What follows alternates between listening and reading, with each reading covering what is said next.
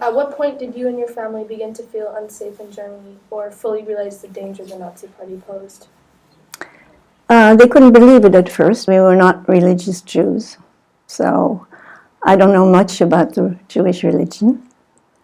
I knew more during the war. I was converted to Catholicism, and then I did my first communion, and I know more about Catholicism than I do about Jewish. But at present, I am happily still alive without religion. Did your parents speak to you about what was happening or share their concerns, or did they try to shelter you?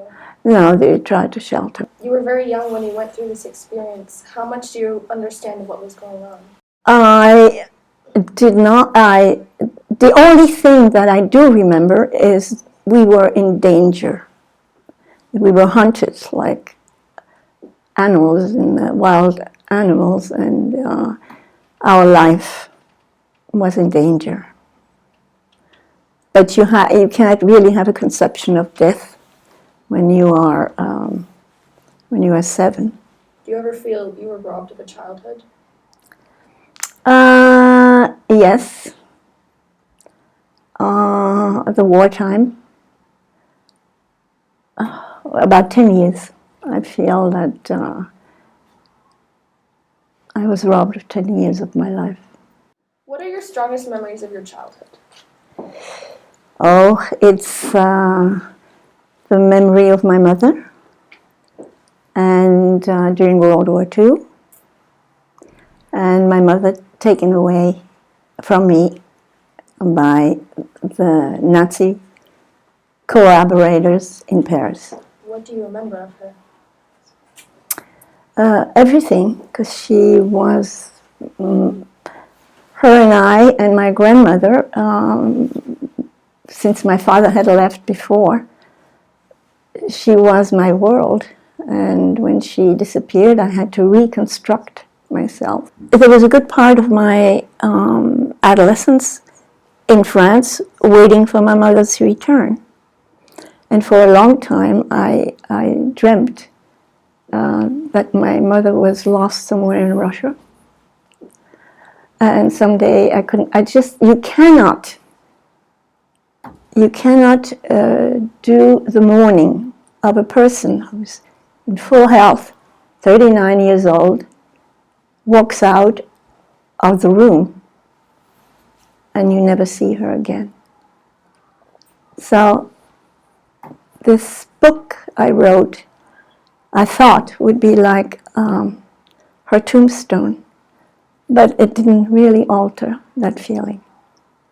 That the last time I saw her, perfect health, a young woman, leaving the apartment we lived in. How did you avoid that? Well, simply because I wasn't on the list. I wanted to go with my mother. And of course there's sort of a guilt feeling that why she had to go and not me. So that guilt feeling is difficult to deal with. But it's part of me. Did you ever see your father again? Yes. In 44 years afterwards. I was 4 when he left, and I saw him again at 48. Did you feel that he abandoned you and your family? In a way, but then I read the letters that my mother had written, and she waited too long, and then he couldn't get a visa. I said, did you abandoned us? And he was an old man then. He broke down in tears. What was it like to reunite with Claudine and Daniel Perini after 39 years?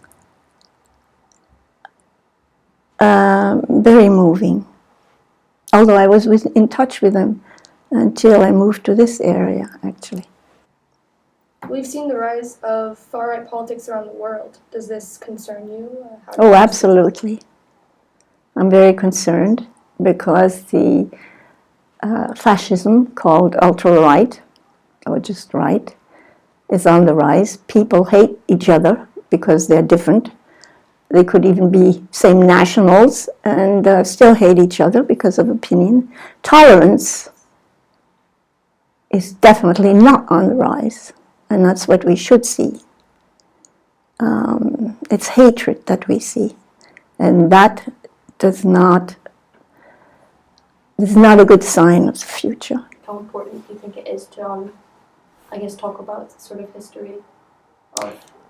To talk about the history, I did. I wrote the book, as I said, so her name would not be forgotten, and the times would not be forgotten.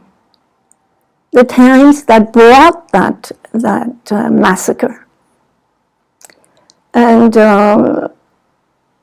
sure, they go on throughout the world.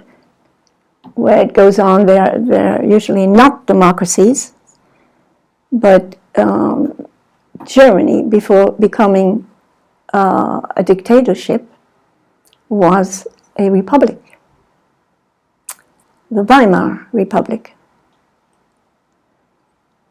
And Hitler's been organizing this since the 20s.